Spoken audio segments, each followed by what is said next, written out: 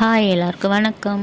Rose செடியை மாடி தோட்டத்துலேயோ இல்லை வீட்டு தோட்டத்துலேயோ வந்து வளர்க்கும்போது கொஞ்சம் சவாலான விஷயமாக தான் இருக்கும்.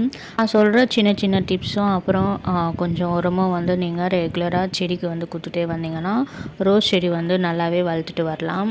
இந்த வீடியோவில் ரோஸ் செடியை நம்ம நர்சரியில் எப்படி வாங்கணும், அதுக்கப்புறமா இந்த ரோஸ் செடியை எப்படி நிறைய கிளைகள் வரா மாதிரி எந்த இடத்துல கட் பண்ணணும் அப்படின்றதெல்லாம் இந்த வீடியோவில் வந்து டீட்டெயிலாக சொல்லியிருக்கேன். அதோடு இல்லாமல் சின்ன சின்ன டிப்ஸும் வந்து சொல்லியிருக்கேன். டிப்ஸ்லாம் என்னென்னு பார்க்கறதுக்கு முன்னாடி நீங்கள் என் சேனலுக்கு புதுசாக இருந்தீங்கன்னா மறக்காமல் சப்ஸ்கிரைப் பண்ணிக்கோங்க. கிளைமேட் வந்து கொஞ்சம் கொஞ்சமாக மாறிட்டே வருது, மழையும் வந்து அப்பப்போ பேஞ்சிட்டே வருது. அதனால் இந்த டைமில் நீங்கள் ரோஸ் செடி வந்து வாங்கி வைக்கணும் அப்படின்னா கரெக்ட் டைம் வந்து இதுதான். நீங்கள் இந்த டைமில் ரோஸ் செடி வாங்கி வச்சிங்கன்னா வரப்போகிற வின்டர் சீசனுக்கு வந்து நம்மளுக்கு ரோஸ் செடியிலேருந்து நிறைய பூக்கள் வந்து கொடுத்துட்டே இருக்கும். இப்போ நான் காமிச்சிட்ருக்கிற செடி எல்லாமே வந்து சம்மருக்கு முன்னே எனக்கு பூக்கள் வந்து கொடுத்துட்ருந்த செடிகள். இந்த சம்மரில் வந்து நிறைய பூக்கள் வந்து கொடுக்கல, ஆனால் குச்சி மாதிரி தான் இருக்குது. ஆனால் நான் எப்படியோ வந்து பராமரிச்சுட்டு வந்துட்டுருக்கேன்.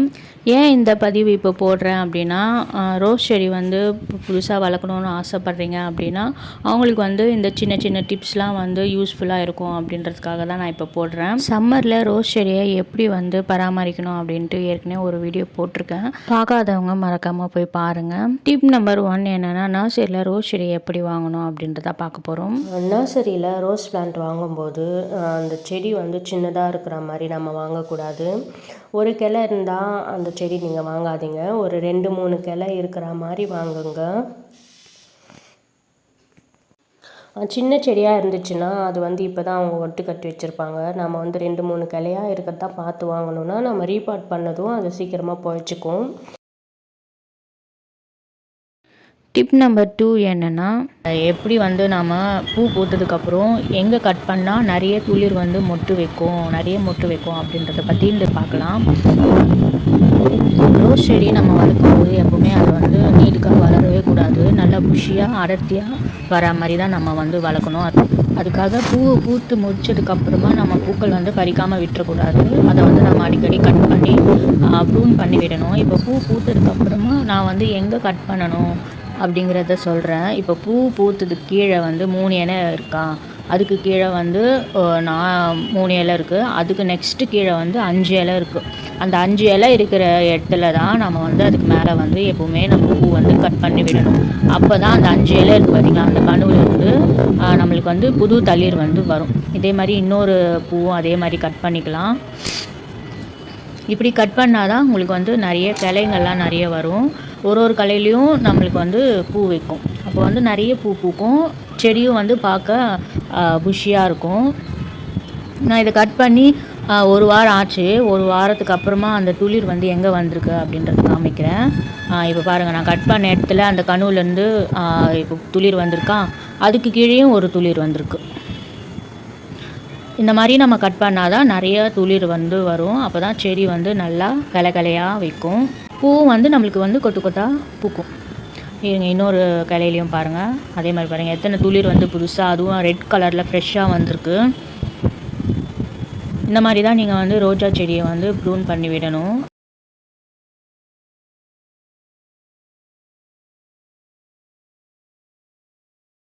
டிப் நம்பர் 3ல் ரோஸ் செடிக்கு பேசில் ஷூட் வந்து ஏன் முக்கியம், அதுக்காக என்ன உரம் கொடுக்கணும் அப்படின்னு தான் பார்க்க போகிறோம். இப்போ நான் காமிச்சிட்ருக்கிற செடியிலையும் வந்து பேசில் ஷூட் வந்திருக்கு. நான் கை வச்சு காமிக்கிறேன் பார்த்தீங்களா, அதுதான் பேசில் ஷூட். பேசில் ஷூட் அப்படின்னா என்னென்னா, நம்ம நர்சரிலேருந்து செடி வாங்கிட்டு வருவோம்ல, அதில் வந்து ஒட்டு செடின்னு ஒன்று இருக்கும், இந்த பூ பூக்கிற செடின்னு ஒன்று இருக்கும். இந்த பூ பூக்கிற செடி வந்து அந்த ஆண் செடியோட ஒட்டு கட்டி வச்சுருப்பாங்க.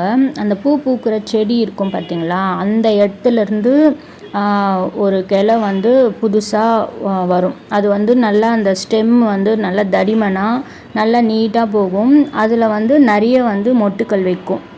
அதே மாதிரி இன்னொரு பேசில் ஷூட் வந்து காமிக்கிறேன் பாருங்கள், நான் கை வைக்கிறேன்ல, அதுவும் அந்த பூ பூக்கிற செடியில் அடியிலேருந்து வந்த கிளை, அதுதான் பேசில் ஷூட். வந்து அதில் வந்து பூக்கள் வந்து நான் பறிச்சுட்டேன். இப்போது அந்த பேசில் ஷூட்லேருந்து சைடில் ஒரு கிளை வருது பார்த்திங்களா, அது வந்து நார்மலாக வர கிளைங்க. அந்த கிளையில் வந்து ஒரு பூக்கள் இல்லை 2 பூக்கள் தான் வரும். அந்த பேசில் ஷூட்டில் மட்டும் கொட்டாக வந்து பூக்கள் வைக்கும். இப்போது அந்த ஆண் செடி ஒன்று சொன்னேன்ல, ஒரு குச்சி மாதிரி இருக்கும். அந்த ஆண் செடியிலேருந்து எதனா துளிர் வந்துச்சுன்னா இதே மாதிரி நீட்டாக அதை வந்து நீங்கள் வந்து கட் பண்ணி எடுத்துடணும். ஏன்னா அதில் வந்து பூக்கள் வந்து எதுவுமே பூக்கவே பூக்காது. ஆனால் அந்த கிளை மட்டும் நல்லா ஃபாஸ்ட்டாக வளர்ந்துட்டே இருக்கும். அதில் பூக்கள் வந்து பூக்கவே பூக்காது. அந்த கிளை வந்து நல்லா வளர்ந்துச்சு அப்படின்னா பூக்கிற செடி இருக்குது பார்த்தீங்களா, அதோட க்ரோத் வந்து அப்படியே நின்று போயிடும். அதனால் அந்த கிளையை வந்து கட் பண்ணி எடுத்துருங்க. இப்போ பேஷியல் ஷூட் அப்படின்னா என்னன்ட்டு புரிஞ்சிருக்குன்னு நம்புகிறேன். ரோஜா செடிக்கு வந்து என்ன உரம் கொடுக்கலாம் அப்படின்றத வந்து நான் வந்து லாங் வீடியோவாக போட்டிருக்கேன். அந்த வீடியோவில் அந்த உரம் போட்டதுக்கப்புறம் பேஷியல் ஷூட்ஸ் வந்து நிறைய வந்திருக்கும். அதோட ரிசல்ட் வீடியோவும் அந்த வீடியோலேயே நான் வந்து போட்டிருக்கேன். அந்த வீடியோவை நீங்களும் பார்த்து அந்த உரத்தை வந்து நீங்கள் உங்கள் ரோஜா செடிக்கு ட்ரை பண்ணி பாருங்கள். என்ன ரகசியம் அப்படின்னா, நிறைய பேர் வீடியோவில் சொல்லுவாங்க, இந்த உரம் போடுங்க உங்கள் செடியில் வந்து நிறைய பூ பூக்கும், எப்பயும் பூக்கள் தந்துகிட்டே இருக்கும் அப்படின்றது. பட் என்னோடய அனுபவத்தில் வந்து நான் சொல்கிறேன்னா, ஒரு முறை உரம் போட்டோன்னா அது வந்து ஒரு 15 நாளைக்கு வந்து பூக்கள் வந்து தொடர்ந்து கொடுத்துட்டே இருக்கும். அதுக்கப்புறம் நம்ம பூக்கள் வந்து அறுவடை பண்ணிவிட்டு மறுபடியும் நாம் உரம் வச்சு மறுபடியும் பூக்கள் தரத்துக்கு வந்து ஒரு 15 நாள் ஆகும். ஸோ இதுதான் வந்து நான் என் ரோஸ் செடிக்கிட்டேருந்து கற்றுக்கிட்டேன். ரோஸ் செடியில் எப்பவுமே வந்து பூக்கள் வந்து தொடர்ந்து கொடுத்துட்டே இருக்காது. இந்த டிப்ஸ்லாம் உங்கள் ரோஸ் செடிக்கு நீங்கள் ஃபாலோ பண்ணி பாருங்கள். என் வீட்டில் வந்து ரோஸ் செடி எப்படி வளர்ந்துருக்கு அப்படின்ட்டு நீங்களே பார்த்துருப்பீங்க. நர்சரிலேருந்து வாங்கிட்டு வந்த செடியை எப்படி ரீபாட் பண்ணணும் அப்படின்னு யாருக்குன்னா டவுட் இருந்துச்சுன்னா கமெண்ட்ஸில் சொல்லுங்கள். நான் அதுக்கான தனி வீடியோ போடுறேன். தேங்க்யூ.